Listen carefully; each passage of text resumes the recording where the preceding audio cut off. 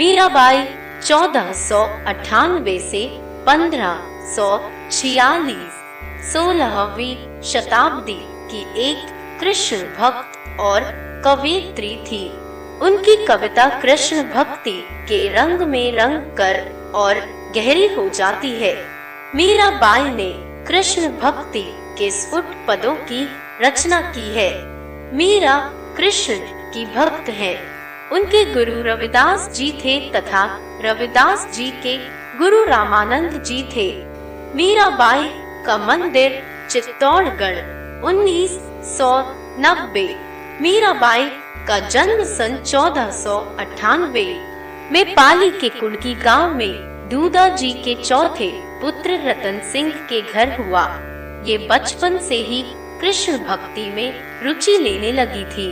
मीरा का विवाह मेवाड़ के सिसोदिया राज परिवार में हुआ। उदयपुर के महाराजा भोजराज इनके पति थे, जो मेवाड़ के महाराणा सांगा के पुत्र थे। विवाह के कुछ समय बाद ही उनके पति का देहांत हो गया। पति की मृत्यु के बाद उन्हें पति के साथ सती करने का प्रयास किया गया, किंतु मीरा इसके लिए तैयार नहीं हुई। मीरा के पति का अंतिम संस्कार चित्तौड़ में मीरा की अनुपस्थिति में हुआ। पति की मृत्यु पर भी मीरा माता ने अपना श्रृंगार नहीं उतारा, क्योंकि वह गिरधर को अपना पति मानती थी। वे विरक्त हो गई और साधु संतों की संगति में हरि कीर्तन करते हुए अपना समय व्यतीत करने लगी। पति के परलोकवास के बाद इनकी भक्ति दिन प्रतिदिन बढ़ती गई। ये मंदिरों में जाकर वहां मौजूद कृष्ण भक्तों के सामने कृष्ण जी की मूर्ति के आगे नाचती रहती थी। मीराबाई का कृष्ण भक्ति में नाचना और गाना राज परिवार को अच्छा नहीं लगता था। उन्होंने कई बार मीराबाई को विष देकर मारने की कोशिश की। घर वालों के इस प्रकार के व्यवहार से परेशान होकर वह द्वारका और वृंदावन गई। वह जहाँ जाती थी वहाँ लोगों का सम्मान मिलता था।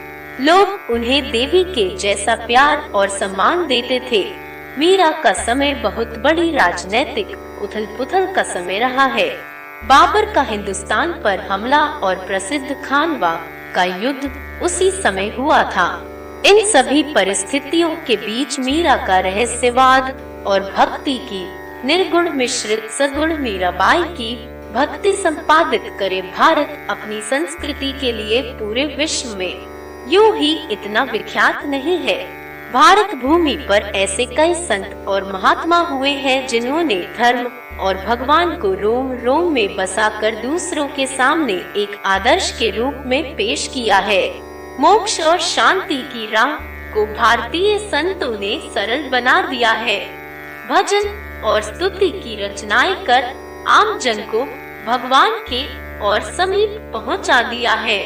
ऐसे ही संतों और महात्माओं में मीराबाई का स्थान सबसे ऊपर माना जाता है।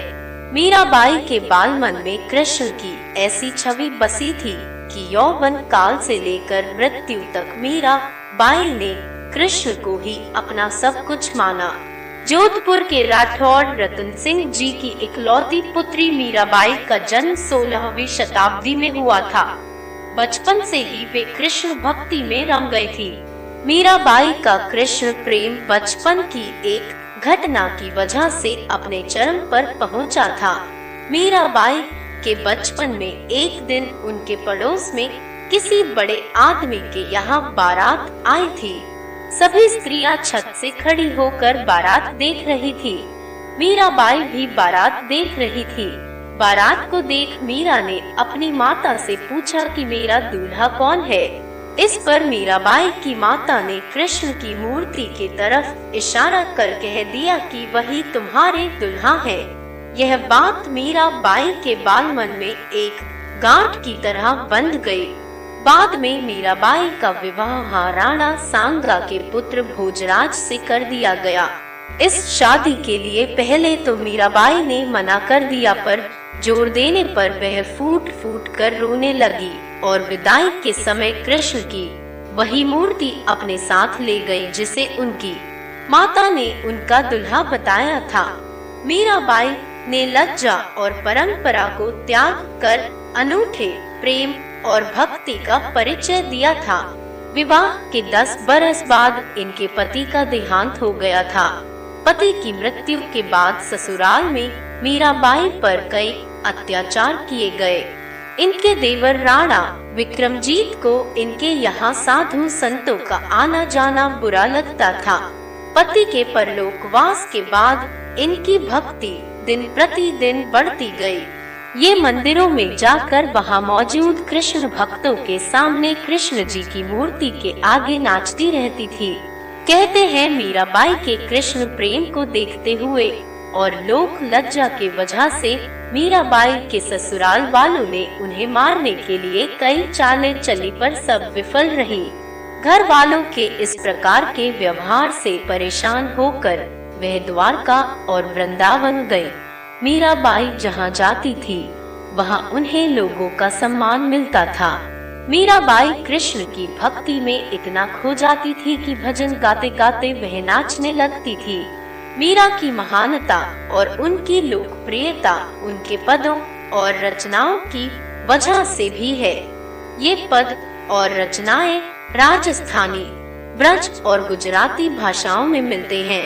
हृदय की गहरी पीड़ा, विरहानुभूति और प्रेम की तन्मयता से भरे हुए मीरा के पद हमारे देश की अनमोल संपत्ति हैं। आंसुओं से गीले ये पद गीत काव्य के उत्तम नमूने हैं। मीराबाई ने अपने पदों में श्रृंगार और शांत रस का प्रयोग विशेष रूप से किया है। भावों की सुकुमारता और निराडंबरी सहज शैली की सरसता के कारण मीरा की व्यथासिक्त पदावली बरबस सबको आकर्षित कर लेती है।